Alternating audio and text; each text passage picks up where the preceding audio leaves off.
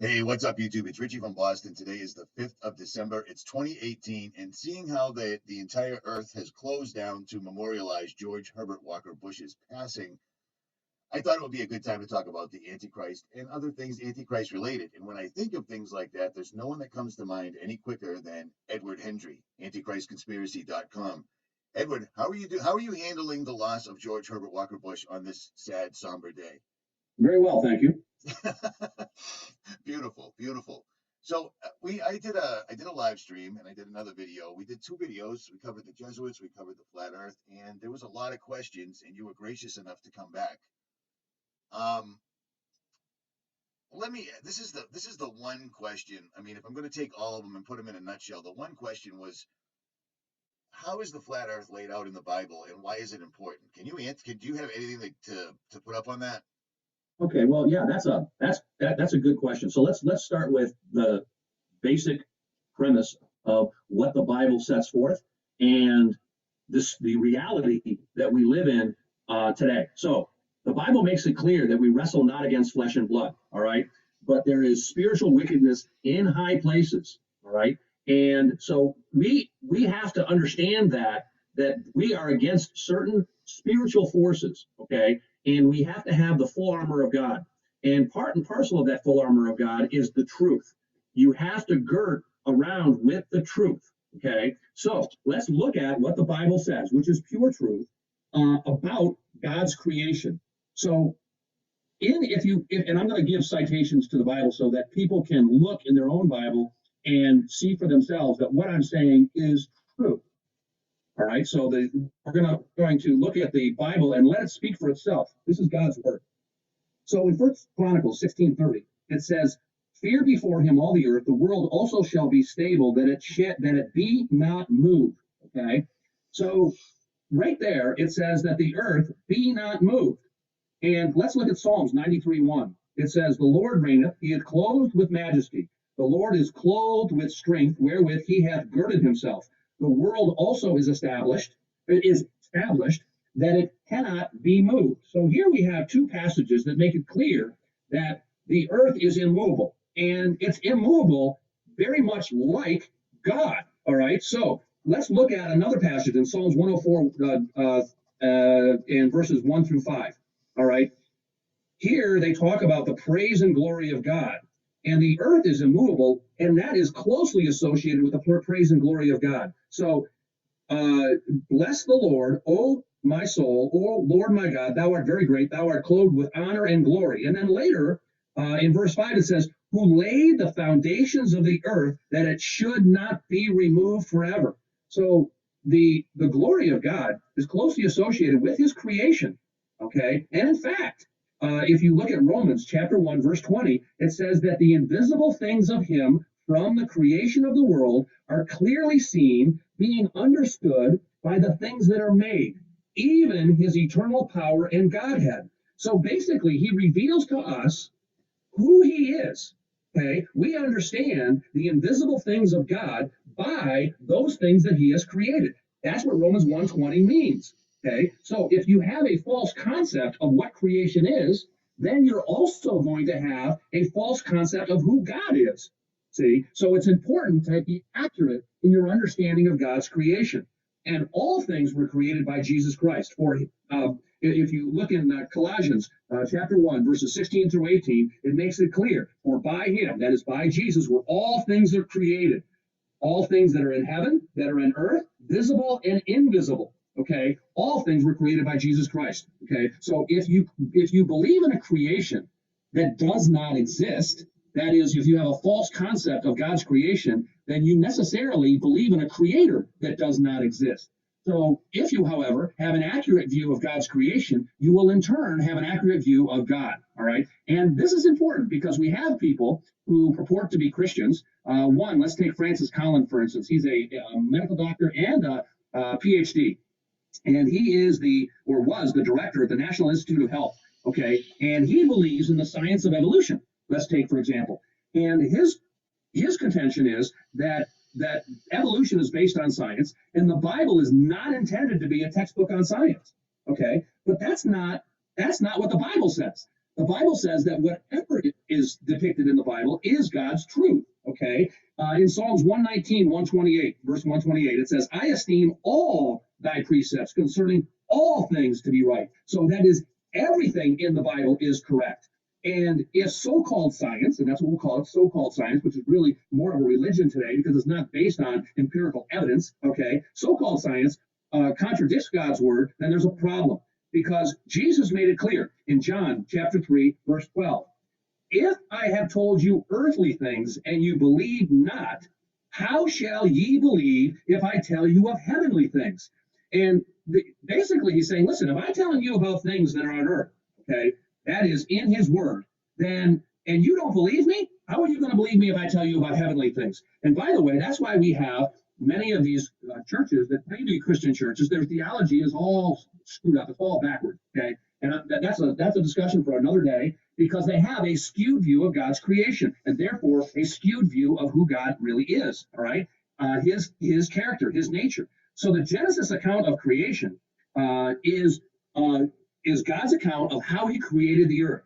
And Jesus makes it clear in John chapter 5, verses 46 and 47, that if or had ye, he's talking to the Jews now, had ye believed Moses, you would have believed me, for he wrote of me. But if ye believe not his writings, how shall ye believe my words? So Moses wrote Genesis, and he's saying, listen, if you're not going to believe what Moses said, okay, you're not going to believe what I say. And that can be said to Christians today who reject the account of God's creation in Genesis. If you don't believe what Moses said in Genesis, you're not going to believe what Jesus said. You're going to have a skewed view, a different view of what Jesus said. You can't believe the gospel of Jesus Christ without believing the creation account in Genesis. Clear and simple.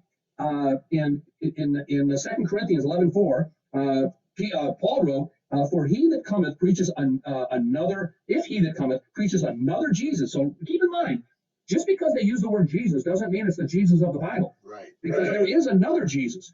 2 Corinthians 11:4 says, if a person preaches another Jesus that we have not preached, or if you receive another spirit which we have not received, or another gospel which is not accepted, ye might well bear with him. So they were concerned back then about the corruption of the gospel, which we see happening, okay? And part and parcel of that is this idea that, in fact, the earth is a globe, and that it's spinning at 1,000 miles per hour at the creator and at the equator, and that it's now revolving around the sun, okay, at breakneck speed, at 66,600 miles per hour, okay. That concept is not found anywhere in the Bible, and we'll talk about that as I get into the passages which speak directly to God's creation. Because God states in Psalms 104:5, he laid the foundations of the earth that shall not be removed forever.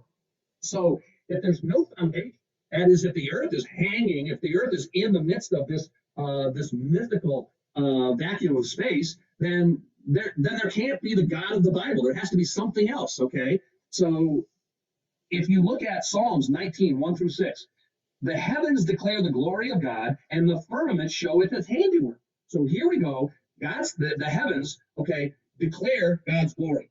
You have to understand what the heavens are showing. And the firmament, there has to be a firmament because it shows his handiwork. And in that passage, it talks about the day unto day, it uttereth speech. Night after night, it showeth knowledge. Okay, there is no speech, nor knowledge where their voice is not heard. Okay, everybody can see the magnificence of God's creation and therefore the magnificence of God. And part of that, if you look at Psalms 19, 1-6, is the circuit that the sun travels around the earth. It talks about it, it's a circuit. A circuit is a continuous circular route. Okay, so the Bible states that the sun is traveling in a circuit. All right, it's not that the earth is revolving or revolving around the sun. No, it's that the sun is traveling in a circuit over a flat stationary earth.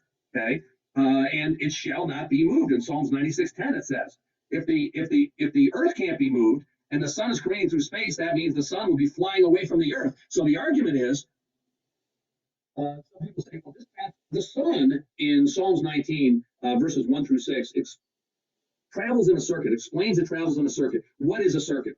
A circuit is a continuous circular route that starts and ends at the same place. That's what a circuit is. And so now some would argue, oh, well, this circuit that they're referring to that the sun travels in is the circuit of the sun through the Milky Way. They think, aha, we've got it there. Here's the problem.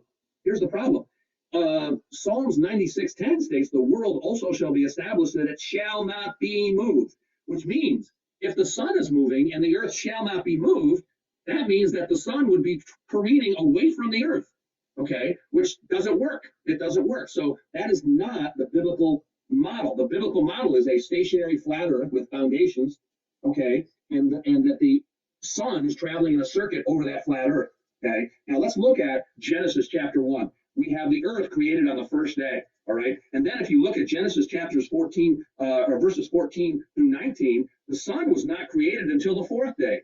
So how can you have the earth be a globe created on the first day, and yet the sun that it's supposed to be revolving around is not created until the fourth day? What's the earth doing in the meantime? How is there day and night without the sun that it's supposed to be spinning around? See, it makes no sense. And the sun and moon are both lights. So what we have, if you look at Genesis 1, chapter 14 through 16, God says that let there be lights in the firmament of heaven to divide the day from the night. Okay, so we have lights. There's two great lights, the greater light to rule the day and the lesser light to rule the night. So we have the greater light, the sun, ruling the day, and we have the lesser light, the moon, okay, ruling the night. Now, they were not created until the fourth day. There was day and night before the sun and moon were created. So how do you have day and night before the sun and moon are created, when they're supposed to be the sun is supposed to be the light of the day and the moon is supposed to be the lesser light at night? How is that possible? Well, if you are up before dawn, okay, that is before the sun actually comes above the horizon, you will notice that before the sun actually comes above the horizon, there is light in the sky. Yes, there is. And if you look under parked cars, you will see that that light does not cast a long shadow as you would expect from the sun coming up over the horizon. But the shadow is straight down. And in fact, it's only under parked cars that you see a shadow, or only under overhangs that are close to the ground. Otherwise, you see no shadows. And in fact, in Hollywood, they use that time. They call that their magical hour, that they like to do a lot of outdoor filming because there are no shadows. See? And the reason is because the light is coming straight down from the sky. That is, there is a second source of light. And I illustrate that in my book. So in my book, The Greatest Lie on Earth, I go through and explain, and I have photographs showing this. And in fact, even after the sun comes up, and now it's casting long shadows, and I have seen this, and you can see this as well. Many times you'll see houses will have long shadows going across the street. Well, those shadows will cover, let's say, a car that's parked in front of that house. You will see a shadow within a shadow. So you'll have the shadow of the house over the car, and then underneath the car, you will see another shadow.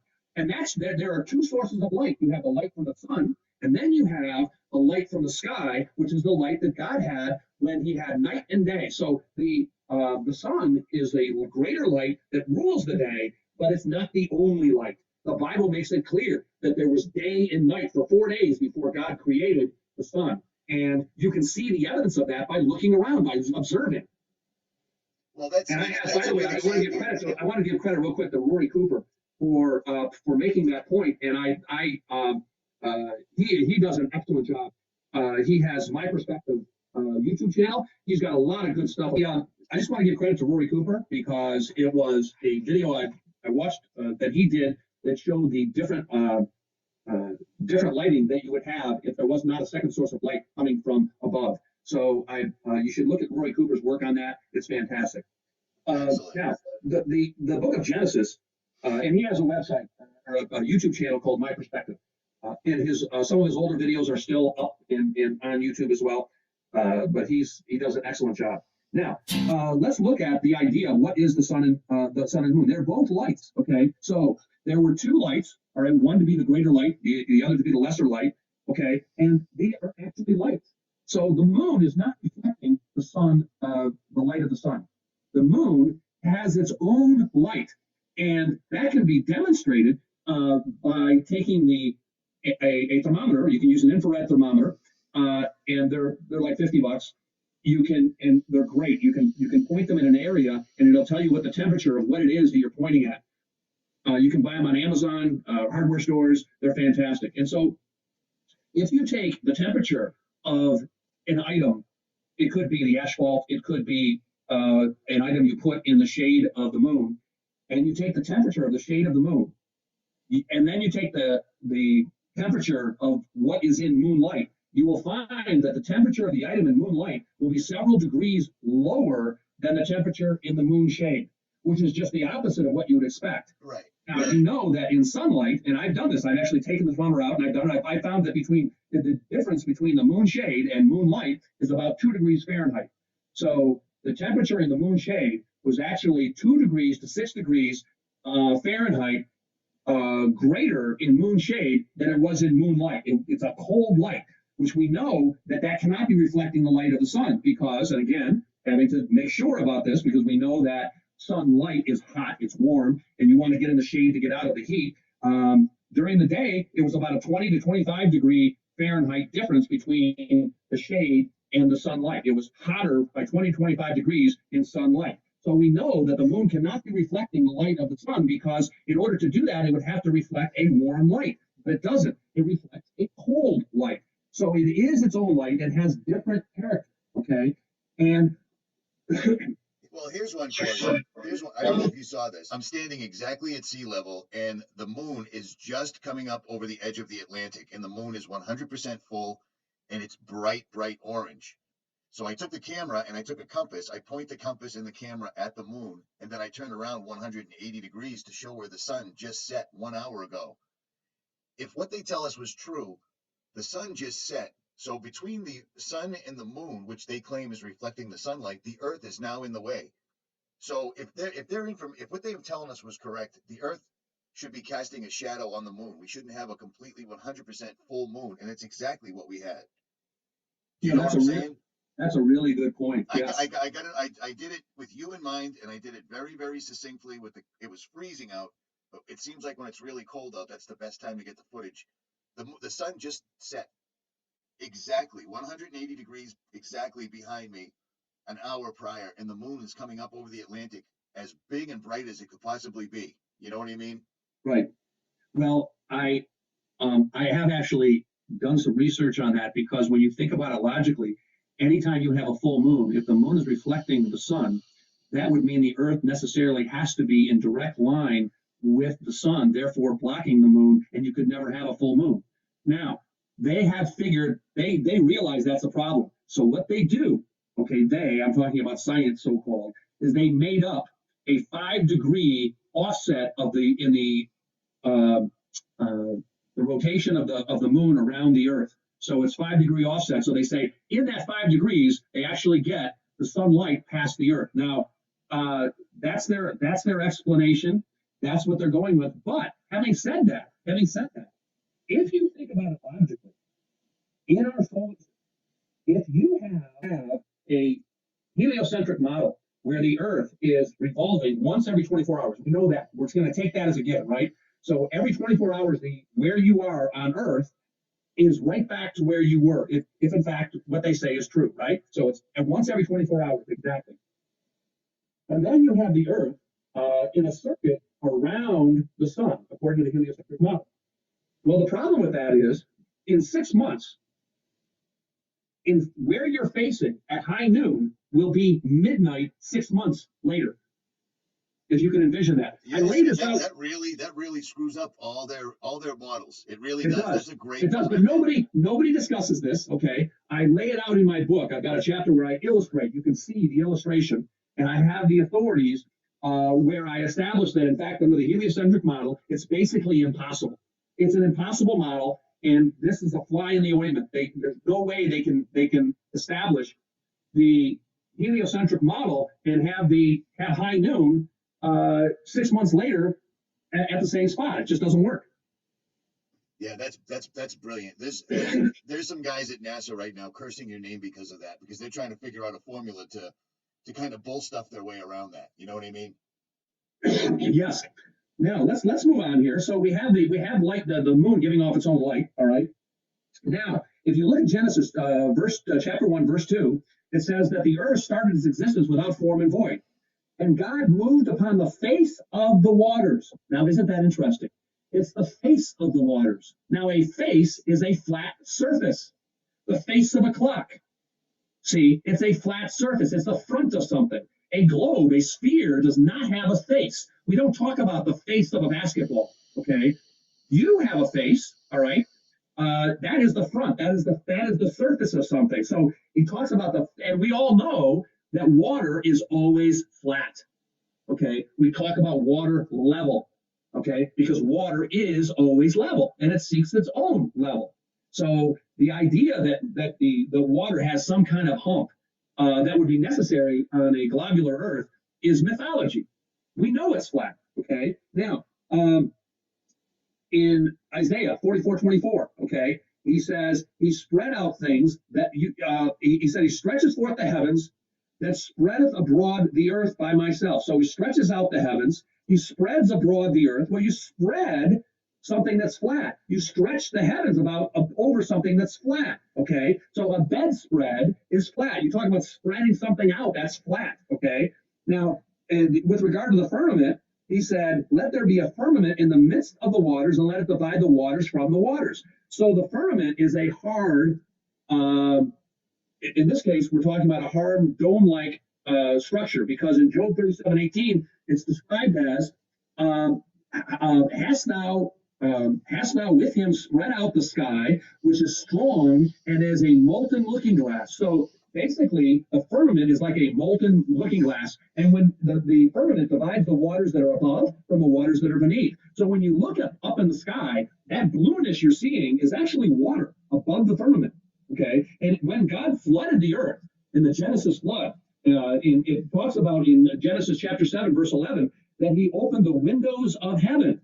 See, so that's some of the waters came from the windows of heaven. Okay. Now, interesting, if you look in Psalms 136:6, okay, it says, to him that stretcheth out the earth above the waters, for his mercy endureth forever. Now, think about that. He stretched the earth out above the waters. Well, you're thinking to yourself, well, wait a minute. The earth is not above the waters, because we know that the earth is above, that the oceans are separate from the earth, right? What we call earth. What does that mean? Well, guess what? Science knows this, but they won't tell you. And you can do your own research. They have discovered that beneath the ocean, they have found hypersaline pools. That's right. That are so dense.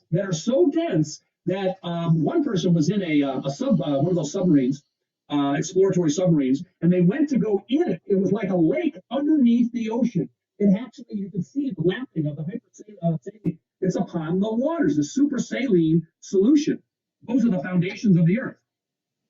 Right. Those are the guys that were filming for the Blue Planet, and they were under the water, and they came across a lake when they were really, really deep under the ocean, and they filmed it. There's a lake. You can see the waves lapping the surface. I mean, there's a lake under the ocean. Wrap your mind around that. This is crazy stuff.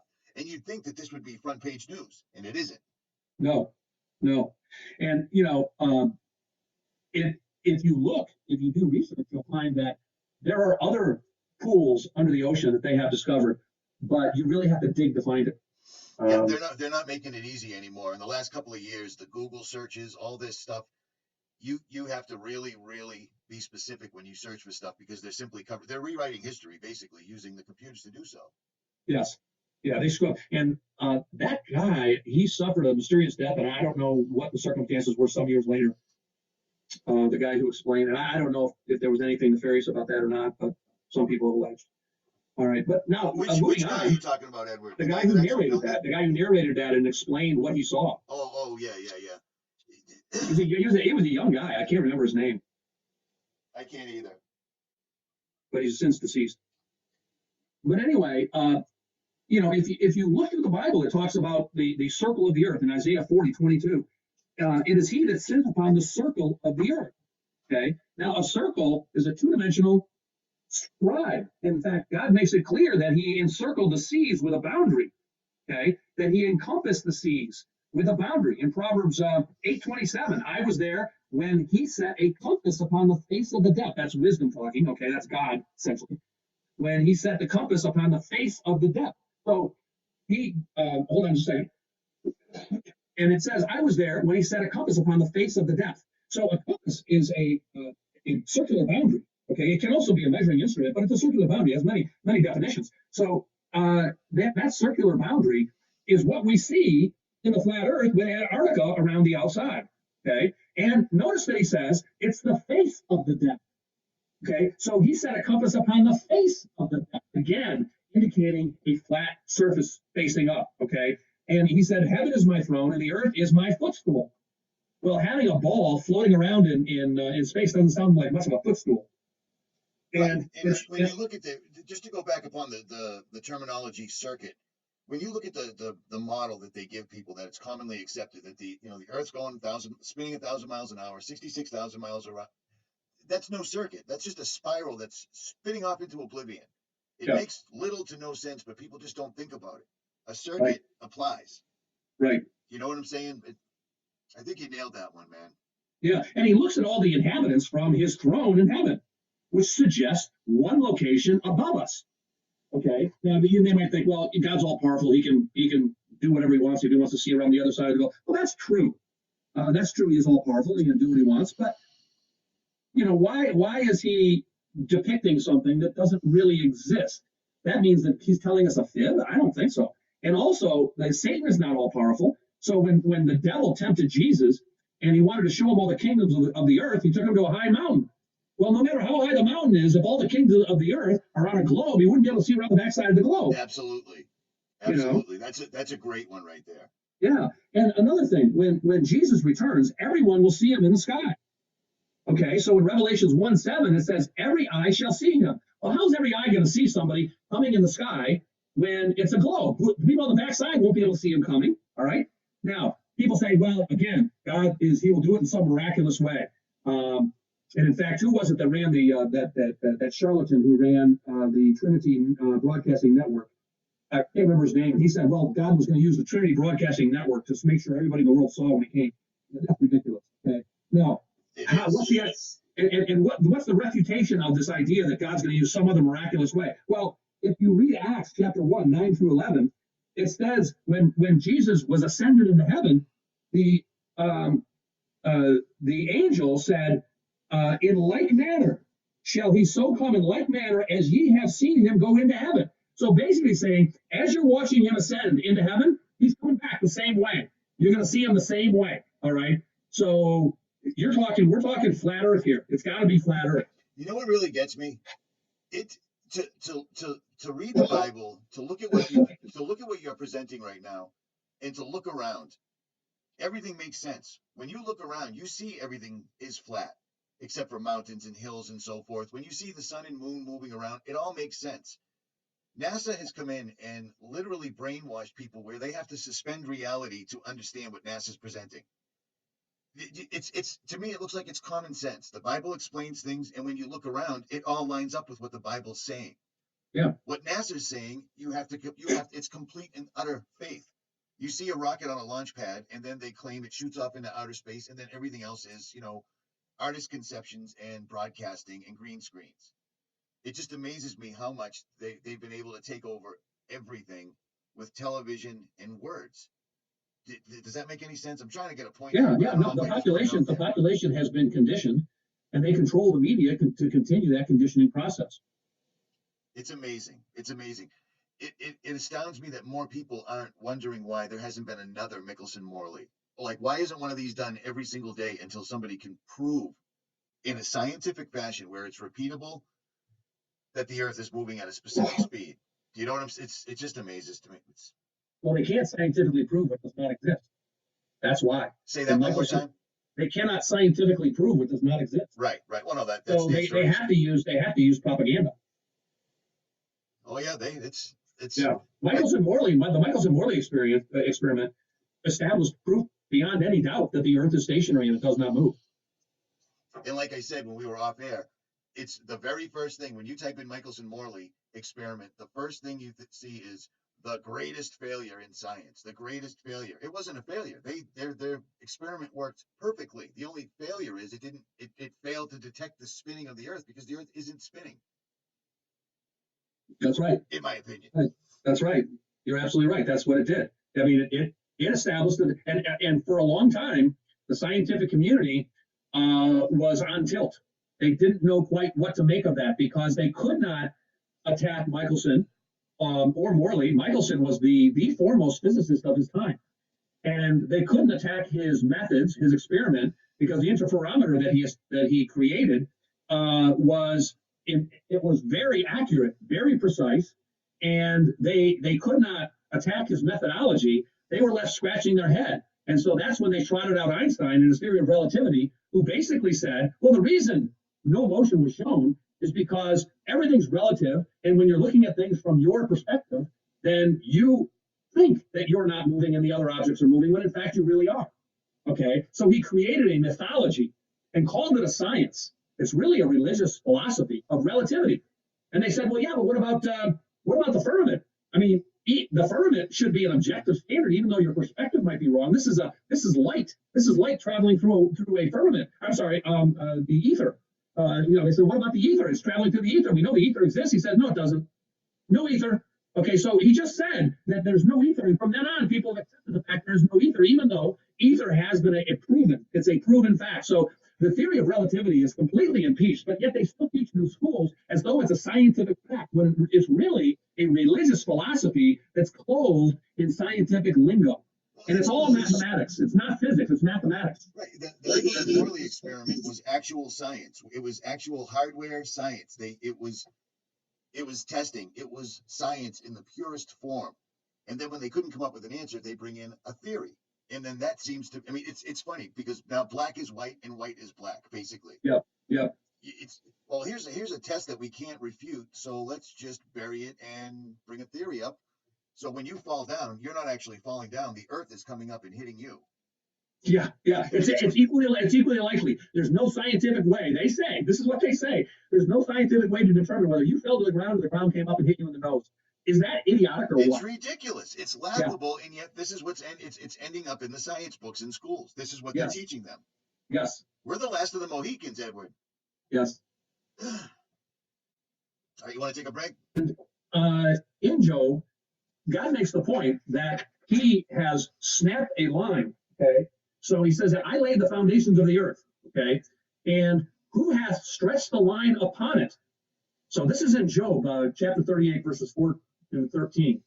And so, and he talks in the end, in verse 13, that it might take hold of the ends of the earth, that the wicked might be shaken out of it. So how do you take holds of the ends of something that's spherical? It's not possible. And when you snap a line, everybody knows that when you stretch a line, talking about snapping a line, when you're doing construction, in order to have a straight line, you take a truck line, you pull it tight, you snap it, and you get yourself a line. That's what people do who are in construction in order to have a straight line. You can't have a straight line on a sphere. That's right. Okay, it's got to be a flat earth. In Revelation 6 through 13, we have the stars, falling to the earth. Now, if the stars are supposed to be suns, as they claim, then we have a problem, because that means that any single star, would engulf the earth if it fell to the earth. Okay, and we know that can't happen if that prophecy is to be taken at face value. Okay, so again, God pours water upon the face of the earth. We see that in Amos 9:6. Okay,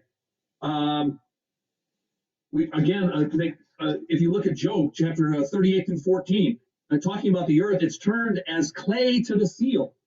Now, a seal, now we use wax. You can use clay. You put a stamp on it. It's on a flat surface. That seal is flat. And when turning means to form. And it's interesting that the word turn is found in the Bible to describe forming the shape of the seal. So the description of turn as clay to the seal clearly describes a flat earth.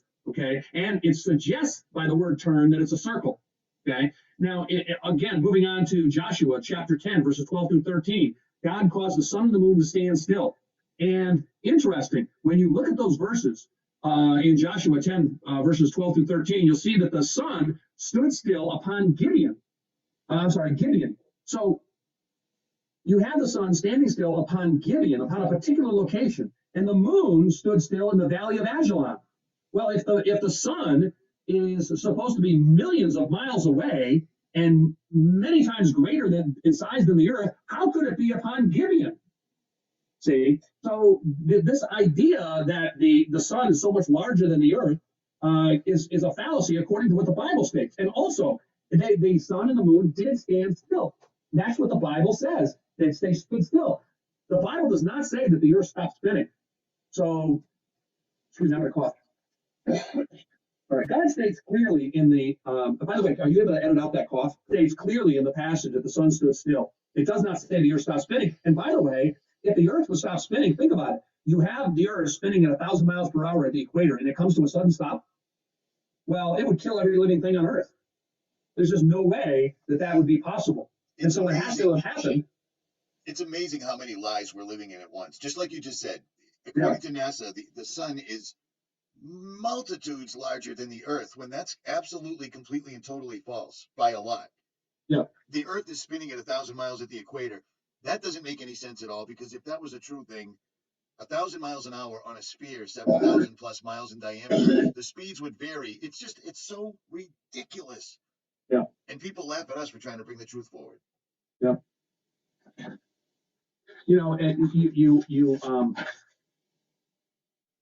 you have this guy, Michael Hogarth, who he's gone on and he thinks that it's now his mission to establish that we live in a heliocentric system according to the Bible.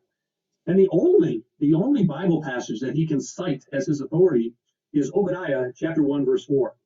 And in that passage, it's talking about the pride of Edom. And here's what it says. And this is his argument for the fact that we have a heliocentric system. He says, though thou exalt thyself as the eagle, and though thou set thy nest among the stars, thence I will bring thee down, saith the Lord. So basically he's saying, this is a foreshadowing of what NASA is doing by going into the stars, that man will be among the stars. Well, he doesn't understand English, okay?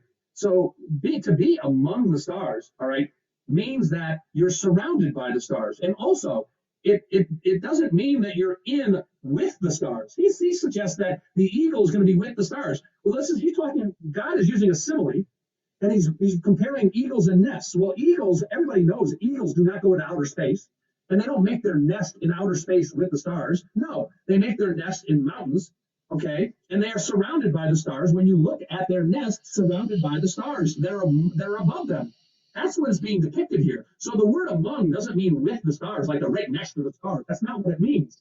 And so, but that's how he interprets this. And and that's the only thing he has. So he rides that horse till it dies. But that's the only argument. Charlatans who claim to be Christians who are going to come out, these pastors, and try to establish that we have a heliocentric system. And Hogarth is one of them. Well, I really appreciate your time, and I hope you're feeling better very soon. The Greatest Lie on Earth, Proof That Our World Is Not a Moving Globe, is a phenomenal book, and it's available a variety of different ways, and all the links will be in the description as they were last time. Edward, I appreciate your time. Do you want to leave us with any words of wisdom other than the ones you've already given us? No, just be aware that you have to have the full armor of God, okay? Which includes you have to be shod with the preparation of the gospel of peace. And that is important. You have to always speak the truth. Beautiful.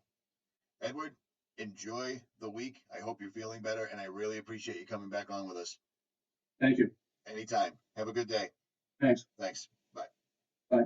What's up, YouTube? Much love to everybody. And I'm going to be dealing with a little Freemason symbolism today, particularly the arch and the square plane. Now, these are two things that we always miss, if you ask me. We tend to miss this in a lot of Freemason art and a lot of symbolism. We tend to miss the most simple, the most consistent aspect of all Masonic art, and that is the arch and the square plane. Also, we tend to miss the fact that the highest degree you can reach in Freemasonry is the 33rd degree, and that is an arch degree. So there are what's called arch degrees, which are your high levels. And it also might be important to keep in mind that all of your astronauts are Freemasons, and most of them are arch degrees. The first astronaut in space, in fact, was an arch degree, and we'll be talking a little bit about him later. But we're going to start this by looking at a little Masonic art. And what we want to pay attention to is the arch and the square plane. It's very common not only in Masonic art and symbolism, but in a lot of ancient cosmology. This is very deep because a lot of people don't realize that a lot of being a Freemason is understanding cosmology and understanding the nature of the universe. universe. This also explains why most of your astronauts are Freemasons. Now, a lot of people don't understand what exactly the Freemasons are hiding. Hopefully, we can solve that for you. Now, you got to understand something about Masons. All of their science and all of their understanding comes from the ancient people. Let's start here before we get into any of the symbolism. I want to explain to you where this stuff come from, because it didn't originate with them. The first Masons we know come from Kemet, and they were the pyramid builders. But what's important is the cosmology that these ancient Masons had, because to understand that is to understand the secret that Masons are hiding from us today. So Masons get this science and this knowledge from ancient cultures, particularly cosmology. You got to understand that ancient cultures didn't segment their studies like we do today. So you go to school, you may have a class for math, one for reading, one for science, and nothing for God. You go to church on Sunday for that. So everything is segmented. Back in the ancient society, particularly in ancient Kemet and a lot of Nile Valley civilizations, where a lot of this science originate from, they only had one subject, and that was the study of everything. You see, all of the science and reading and mathematics were meshed together, and they always included God in all of their studies, something that we don't do today. All of this is important that we start here before we go into the symbolism. We need to understand that a lot of ancient cosmology and ancient sciences and knowledge was stolen during ancient invasions and wars. What happened to that knowledge over the time was that it was distributed amongst certain elites. It was studied, and over the years, some of it was manifested into technology that we see today. Now, this goes into something else. A lot of people say that we get a lot of technology from UFOs and aliens. When you understand that your cosmology is wrong and that it's impossible for a UFO to come from another galaxy, since galaxies aren't what you think they are. And I will be explaining this. If not in this video, you can check some of my other videos, okay? So we understand that aliens and all of these extraterrestrial creatures, they do not come to this planet from outside of what they call space. All of these creatures come from the inner earth or from the sea. All right. With that being said, we must realize that when you hear people say that we reverse engineered UFO technology, what they're really saying is that we reverse engineered ancient technology. See, what the elites have done to discredit the ancient ancestors is to link all of the teachings of the ancestors and all of the wondrous monuments that still stand the test of time today. They would rather give the credit to all of these things to UFOs or giants. Now, that's another lecture about giants I will be going into, because giants did really exist. But let's stay on subject here. The knowledge of the ancients was corrupted by the elites to the point today where we are in awe at the great works of the ancients, but we still discredit them as fools, and we embrace our modern scientists with all of their theories. So why am I saying all of this? Because the technology that's been reverse engineered is a result of years of studying ancient carvings and ancient texts, ancient sacred writings, and ancient sciences that was stolen during ancient invasions. This knowledge has been in the possession of the Vatican and many elites for years, but it has only been perfected only a few years ago during our major revolutions in technology and industry. You see, it takes time to decode the knowledge of the ancestors. But instead of them telling you that this is where the knowledge come from, they seed information into society, disinformation, I must say, that aliens built the pyramids, or that aliens came up and gave us these concepts, or created Teflon, or these different things. And later we find on some of the ancient carvings that a lot of the technology we have today, the ancients were aware of it. And we say, wow, that's a miracle that they prophesied these things. But there's another way you can look at this. Maybe it's not a miracle. Maybe it's the fact that they didn't prophesy anything. Maybe it's the fact that the ancients had the technology first, and we recreated the technology and recopyrighted it. And instead of giving the ancients credit, you have egotistical men who rather discredit the ancients and monetize all of the knowledge and sciences that you receive today.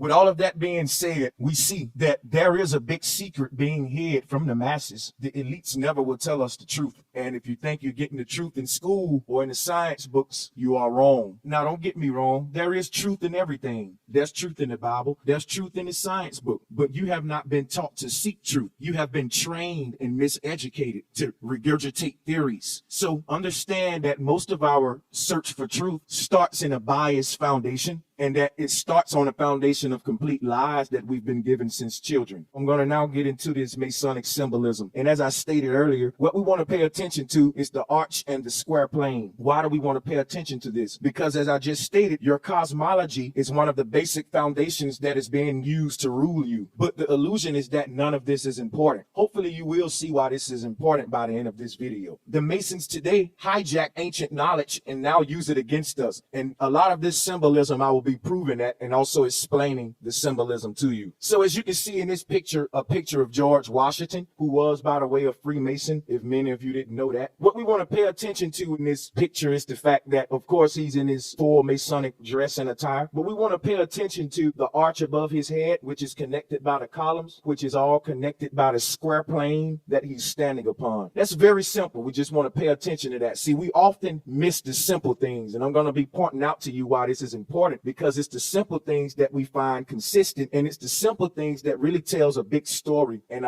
we can see this concept in a lot of ancient cosmology and a lot of Masonic art, and we're going to look at some more. In this next picture, it's nothing too different, but we just want to pay attention to the consistency of the arch and the square plane. I will be breaking down the columns in a future video. The 4 columns that you see in all of these pictures, I will be breaking those down, a little bit about them real quick. They can symbolize earth, wind, and fire. They can also symbolize the 4 corners of the earth, or the 4 foundations that the earth plane sits upon. We just want to pay attention to the arch and the square plane and the consistency that we're seeing in Masonic art and ancient cosmology and ancient art. So those are 2 Masonic pictures right there that I just wanted to point out to y'all of the arch and the square plane. Now, this is one of my favorite pictures of the cosmos. Now, this is what you're looking at, is an ancient depiction of the cosmos. And what's so amazing about this depiction is that all ancient cultures, okay, had this same exact depiction for many, many years. In fact, it wasn't up until about 4,000 years ago that we changed this. And when we changed it, that's when all the problems came with our science and cosmology. There's a lot of loopholes. We all should be aware to the fact that NASA does changes its numbers every year. And they also admitted that they never been to the moon. And we also know that all of the space images we receive from NASA are just GoPro and Photoshop. And I will be having future videos on that later. So let's look at this ancient cosmos depiction. Now, we just looked at the Masonic art. Now, we're going to put them side by side and make some comparisons. Like I said, if you look at the previous one with George Washington, it has the arch, as you can see in this ancient depiction of the cosmos. You have your arch, and you also have what's called the foundations of the earth, or the earth plane, which is a straight line horizon, the ground that you walk upon. Okay, and we see this in a lot of Masonic art. We also see in this ancient depiction that we have the 4 columns. Okay, and you see that they have water, fire, Sheol. There are different ways you can,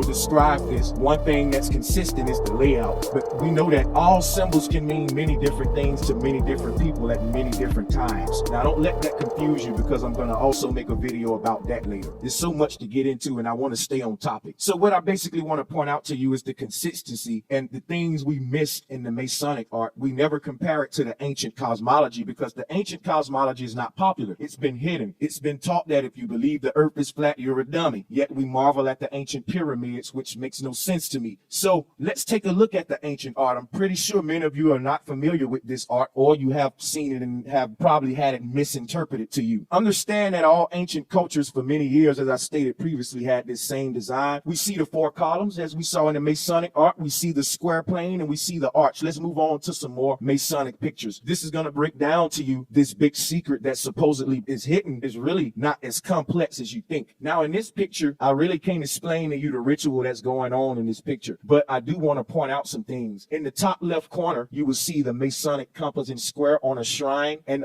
if you look inside of the inner pyramid of that square, you will see a horizon with an arch on it. What you're looking at is the flat earth planetarium symbol. And the compass at the bottom represents the flat plane that you are on. And we also know that the star above the pyramid represents the firmament where God sits. And that G at the star represents the eye of God, okay, where the Most High sits. Okay, but we also want to pay attention to, the reason I pointed this picture out is because, like I said, in the middle of that, you can see the horizon with the arch in the middle. Now, that's very important to lock in your head as we move on. Now, we're going to look around this room before we move on to the next picture. And you can see that in the right corner over here, we have another picture of the arch with the square plane. And also you can see that the whole room is built on this same cosmology. Okay, the whole room, you have your square plane. This is the same thing we see in the courtroom. So I'm showing y'all the big hidden mystery. It's right in your face. And as we move on, you will see this. So, okay, understand that the table that the guy in the middle is sitting at is a representation of the flat earth plane, and that the arch above his head, or the pyramid above his head, because they are synonymous, represents your arch. So we see this cosmology all over the room, and indeed the room itself is built just like your courtrooms with this same ancient cosmology. And this is something that we miss because we're looking for something so deep. We're looking for 6-pointed stars, we're looking for 5-pointed stars, and all of that stuff is cool, but they can get you into all of that, and it can throw you off from what's so plain and consistent that we see right in front of us. Now let's move on to the next picture, and we can see this was a magazine. U.S. News actually published this. It says Secrets of the Lost Symbol. Now you got to pay attention to this magazine, because a lot of times these magazines will have the truth right on the cover artwork, but they will present it in a way to make you overlook the truth. So let me break down to you this cover on this U.S. News article. Okay, it says Secrets of the Lost Symbol, and they want you to believe that this all-seeing eye, this pyramid that they have in the forefront, is the lost symbol that they're speaking of. But the people who understand the hidden message of this magazine know that the lost symbol is the building behind all of this. There's a building in the background here, and I think that's the U.S. Capitol building. That is the lost symbol. Okay, but they'll give you the pyramid eye in the forefront with the real symbol in the background. But the people who can read the hidden messages, at first glance, you already know what you're looking at. Okay, now the pyramid and the eye is significant, but on this particular topic, the lost symbol is the very building in the background. That is the planetarium symbol. Okay, that's the ancient cosmos with your arch, okay, and your flat plane. This whole building of the U.S. Capitol was built on ancient cosmology, okay, people? It was all built on ancient cosmology. So was the Washington Monument, and so was the pyramids that we see in Tennessee, and also they have rebuilt Egypt here in Las Vegas as well. I'll be doing future videos on all of those things too. So I had to break down this magazine cover for you. Pay attention to that building in the background. It's the same ancient cosmos structure, okay? Like I said, it's all around you, people. All you got to do is open your eyes. The best way to hide something from a person is to really hide it in plain sight. As crazy as that sound, it's the truth. If I can hide it in plain sight and you don't see it, then you'll never see it if it's in plain sight. A lot of people may have questions. Why would they want to lie to us? Why would they want to deceive us like this? If you haven't watched my previous videos, I suggest you get in the description box and start the series from the beginning. At this time, the secrets of secrets is being revealed. Now, about 2 or 3 years ago, there was a big movement in the conscious community called Ascension. And everybody was saying that there was a new awakening that was going to come around this time. They were saying that there was a new knowledge of the earth that was going to come around this time. And everybody was making videos on YouTube about the earth moving from 3rd dimension to 5th dimension. I'm here to tell you today, people, that that time is here now. But we will miss it if we're not careful. That's why the Bible say that only a few will make it. You hear that a lot of religions say that only a few people will make it. And what they mean by that is that only a few people will grasp this plain and simple truth in their lifetime. As I said in the previous video, the only way you can hide something this simple is to complicate it to death. So what I'm telling you here is that that time is now, people. The earth is moving from 3rd dimension to 5th dimension. What do I mean by that? What did we mean by that at the time when that ascension movement was going on? It's revealing itself today that the earth never changed, people, and the earth never will change. For the earth to change in a way that science teaches us that, you know, it's moving into different parts of the cosmos is inaccurate. And I explained that in previous videos. What I want you to realize is that nothing about our reality really changes. Only thing that really changes is our perception of our reality and the way we view it. Okay, this is the same earth and the same stars that you're looking at every night that the ancestors and the dinosaurs looked at. But we have evolved to a state to view our reality different. And the way we view our reality will manifest itself in our reality, meaning the way that we view our reality, we will build based upon that viewpoint. So if you look at ancient societies, you can see pyramids and a lot of cosmological monuments because they were very divine people in tune with the cosmos. Today, you see in our societies a lot of police stations, hospitals, clinics, and, you know, abortion clinics and,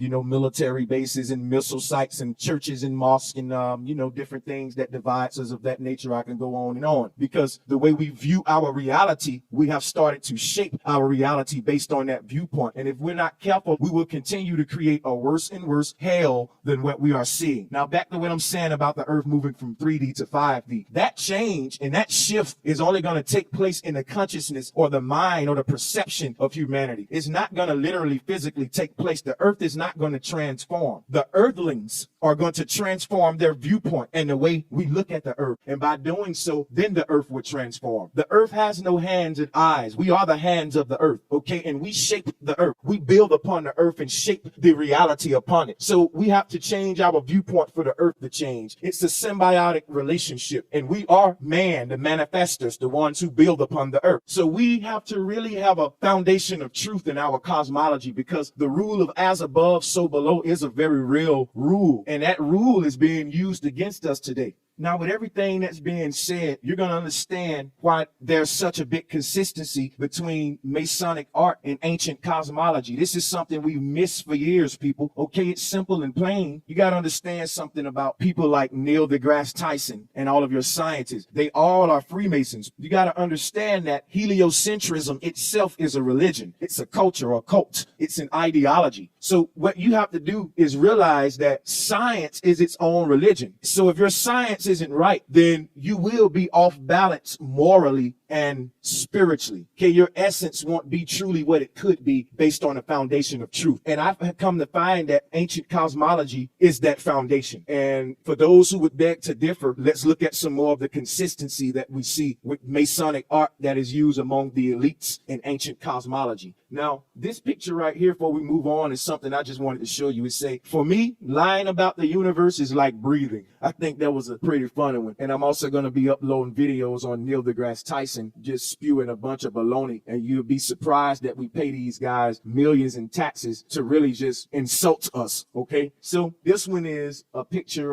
that we see from Masonic Week 2011 from Alexandria, Virginia. Now, what we really want to pay attention to in this picture is the very platform, okay? We notice that we have the Masonic compass in the background, but we also have this little bowl or cup type platform, and the Masonic compass is in the background of that. And you can notice the arch in the middle of that compass. Okay, so once again, you see your square plane horizon and your arch in the middle, which represents the enclosed dome of the Most High, many call the firmament. All right, this picture is very revealing, and we're starting to see more and more of the consistency as we move on. So this is a Hebrew conception of the cosmos. As we can see at this time, all of the ancient cosmologies were, I would say, synonymous, you know, for people who we were told didn't have any contact with each other. They sure had a very accurate description of the cosmos over the whole earth plane. So when we look at this Hebrew conception, we can clearly see the flat plane and the arch above it, just as we saw in the previous pictures, 100% identical. Same concept. We've overlooked it for many years, and it's time for us to accept the truth, people. We've been lied to, and we can no longer accept anything that liars say. We can see in this picture, this is like a collage. It's a lot going on in this picture. But if you look closely, it's really all the same symbol in many different variations. Remember what we're focusing on, the earth plane and the arch, the firmament dome. We clearly see it in the ancient cosmology. And on this Masonic collage, we can see it here. You can see your globes on these columns. And you can see that the earth globe is on the right column, your right-hand man. That's what they rule you with, the Helios globe or the heliosphere that they rule you with. Many people don't understand how these guys can rule the world based on a foundation of false science. So what you're looking at in this collage is the planetarium symbol in many different depictions. Each one of these little images around the middle image is the earth plane planetarium as well, with the arch above and the square plane at the bottom. Very simple stuff, people. But a lot of people don't want what's simple. A lot of us just want to go to YouTube and be entertained with misinformation. It's very interesting to hear about boogeyman stories and, you know, six-pointed stars with Baphomets, which the Baphomet symbol is telling a very simple truth that we overlook because we complicate this stuff, guys. I will be doing a whole video on a Baphomet in the future. Don't worry. I do have many on it already, so just explore the channel. Now, before moving on from this collage, I just want y'all to look at it some more because it's a lot of ancient cosmology symbolism going on in this collage. Every single pic tells a story. As you can see, the flat plane earth horizon with the arch above, you got your moon on the right, the sun above on the left, and the eye of the Most High in the center. And you want to pay attention to the distances because the sun and the moon is not very far according to this collage, and I'll be discussing that later. Keep in mind the arch and the square plane as mentioned earlier. Now, I want to point this out before we go back to the arch and the square plane. Now, this photo is called Islam Rising, and the important thing about this photo is that a lot of your elites and architects build on ancient science and knowledge. A lot of our ancient ancestors built their structures aligned with the sun, the moon, and certain constellations. In order for them to do that, they had to know the true shape of the cosmos. As we can see, they had to understand understand that the earth plane was flat and immovable, and that the stars and celestial bodies moved above. The elites know this, and when you look at this picture, they're exercising this science right in front of you. Now, this building was made that for a particular point in time that the sun would be aligned in the center of the crescent moon. And in order for them to do this, you can only be on a stationary flat earth. This picture that you're looking at cannot be possible on a spinning globe. This alignment will not be possible, people. We see a lot of these concepts from the sciences of the ancients in a lot of religious cultures and elite societies. They build upon these principles. So this is real stuff that can be applied. So our ancient ancestors wasn't primitive humans like we've been taught. The next picture, this is a very deep one. This is inside of a certain Masonic lodge. The deep thing about this picture is that in the middle of the square plane, first of all, the whole room is built on the same science of the ancient cosmos, as you can see. But the key thing about this picture is the flat plane table in the middle of the square room and the window directly in the middle of it. This is on purpose, people. This is all planned, okay? They didn't just set this up like this for no reason. It's set up this way so that when the light enters the window, it will shine upon the flat table. So if you wanted to play chess on that table, you wouldn't need a lamp because you can get natural sunlight from the light. Now, what is that symbolizing when you see this room built this way? It symbolizes the way the sun gives us light in this planetarium system that we're calling the Earth, or the cosmic egg. This whole room is built on that science and is actually marvelous and takes a lot of work to design this very simple room, okay, this layout. And as you can see in the background, you have your arch and your square plane. Just like your courtroom, the seat in the middle would be the judge seat, and that's where the Most High sits, with the square plane beneath him. Like you read in the Bible, it say that the earth is the footstool of the Most High. And as you can see this chair in the background, the legs of the chair sits on a square plane, okay? That would be represented as the earth, and above it, the head of the Most High. And the same thing you can see in the window in the middle of this room, which the light from the firmament shines upon the flat table, which represent the earth plane. So that's a very awesome picture, and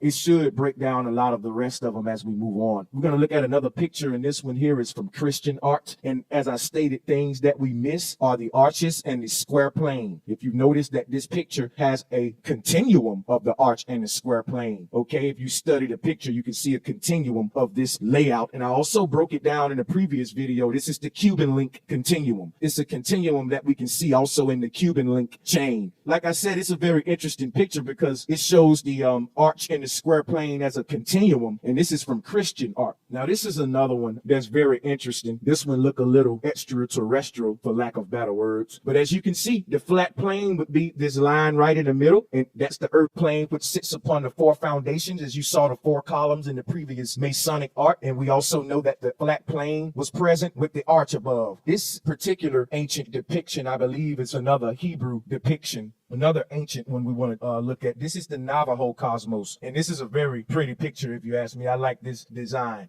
Understand that when we look at these pictures, that the plane part, or the surface area that you see the life living upon, stretches on throughout the infinite cosmos. This is just a depiction. So you may see it in this globe type design, but you'll always have the earth as a flat plane. This is one thing that confused a lot of people concerning the globe earth versus flat earth. The globe concept is still present because you're enclosed in a spherical dome, but the earth plane is a circle, which was spoke of in Genesis and depicted here in this Navajo cosmos, as well as plenty other ancient depictions. So let's skip back to some more Masonic art. As you can see, the whole concept of the stage in the background is built on the ancient cosmos, and you will see this layout in our society today. Now, this is a grand, large Masonic picture, and again, you got your square plane, and on this one, the arch is only present if you look very close. The rays of the eye that you see, which represents the eye of the Most High, the rays that's being emitted from the eye actually forms an arch, and once again, beneath that, your flat plane. So like I said, the most simple things that we've been missing for years. In the next picture, as we can see here, we got the earth plane. Look at how straight that horizon is, people. Beautiful. All right. And look at your arch above with the eye is always present. Now, I don't know why they chose to use an evil satanic eye on this one, but hey, that's a dumb question. We already know what type of people we're dealing with here. Now, I will be breaking down the columns that you see later because they tell their own story. There's a reason that globe is on the right column, all right? And also, we know that the checkerboard here that these two humans are walking upon is supposed to be sand, okay, that leads off into the horizon, which is that straight plane we're seeing as a consistency. So we do see that this picture tells a very very huge story and it's very revealing. Once again, the sun and the moon right above the earth flat plane. They got the humans on the earth plane and they got the sand as the checkerboard. We all know that the grid or the checkerboard represents a plane. As any kid that plays a video game like San Andreas, the grid is the flat plane. Okay, if you work with graphic arts or do any type of, even in Paint, Microsoft Paint, the grid is very useful. Okay, once you start bending the grid, then you cannot create art upon that surface. You could, but it will be distorted. We're going to move on to the next Masonic picture. Now, we see all the same symbolism we stated previously, but something I want to point out with this one is in the middle of the columns, we see a rocket. We actually see a rocket, and the rocket seems to be going upward, and there's a hammer above that rocket. Now, that is very eye-opening because there's several videos where we see NASA launching rockets and hitting invisible barriers. The rockets just crash. In fact, I'm going to be uploading a whole compilation of those videos on my channel, so stay tuned. People launching rockets, and these rockets are hitting barriers. So this is proof that we are enclosed in some type of dome. And this picture here tells that story, if you ask me. However, it can be interpreted many different ways. This is a very interesting one. So we're going to move on to the next Masonic picture. And as we see here, the square plane, you see your columns, and you also have your eye of God, your firmament at the top. All right. This is just the same thing we've been seeing in another picture. Now we're going to look at the picture of the Royal Arch. And as you can see, it's no different. The key thing about this picture is that not only does it have all of the same consistency that we saw earlier, but as you can see that the coffin is laid parallel to the earth plane, which everyone will make that journey. And also you notice that in the middle of the arch, there's your zodiac is actually engraved in the arch. This is very important to pay attention to because the ancients always had their zodiac engraved in the firmament, or if not engraved in it, near the firmament area. It is also believed that the stars and planets and constellations are luminaries as taught by the ancients, and that can also be proven. Whereas NASA claims of the planets being trillion light years away, big balls of gases, cannot be proven. Okay, what we're calling stars, the ancients call luminaries, and they did this for a reason. They're actually some type of holographic projection that are sending us light resonances from the Most High. So when you look at this arch on this picture with the zodiac symbols engraved in it, it tells a big story and it lines up with what the ancients said concerning the celestial bodies in relation to ancient cosmology. So that pretty much sums up all of these pictures. When we compare Masonic art to ancient cosmology, it's clear to see that all of the sciences of the ancients have been hijacked by NASA, by bogus scientists, and they are indeed being used against us to deceive us about the nature of our cosmos. A lot of people say, why is this important? Well, that's the foundation. If they can fool you about where you are, they can then fool you about what you are. For example, if they say that the cosmos is created from the Big Bang and we're stardust and we're wobbling through space and stuff, it's clashing into each other with minds of its own. It seems that in their science, in their cosmos, that the creator is not present. There's just meteors and bodies flying everywhere, clashing into each other as if the creator is either chaotic or none present. Bodies have minds of their own. It separates you from the creator. It really separates you from what the creator really is based on the where. So if they can fool you that this is the nature of the creation, then they can fool you about the nature of the creator. Okay? When you look at the ancient design of the cosmos, as you can see, they were comfortable knowing that their feet were on solid, immovable, non-bending ground, and that the creator wasn't far away from them. The creator, okay, was right above our ancient ancestors' head. And I really believe if we knew that today, that we will have a closer relationship to God by bringing God closer to us in our cosmology rather than excluding God from all of our sciences. Because as I mentioned earlier, our viewpoint of the world shapes the reality on the surface. And as you can see in our world today, we clearly need to change our viewpoint. If it's true that we have been lied to for years by those in power, if we're going to really change our viewpoint, the first step is to discard all of the lies that they have given us. Not some of them, all of them. Okay, we know that everything they've given us is not lies because even lies are based in truth. But all of the truth they've given us, they've given it to us with a hidden agenda and motive to support a lie. Therefore, their truths must be discarded also. Now, on your new quest and your new journey to getting truth, you will start on a plain foundation, just as an artist do, with a plain canvas. And we're going to start based on what we can see with our God-given senses, a flat horizon. And we base that foundation upon this truth. If your research is based upon truth, you will always be led back to the proper answers and to the source, but not if it's based on lies and theories. So what they have done is hijack the truth and mask it with lies, but the truth was always in front of your face. They just pointed their fingers in other places that you won't look at what's right in front of you. So hopefully this video will help you get closer to the truth, and by doing so, get closer to the creator.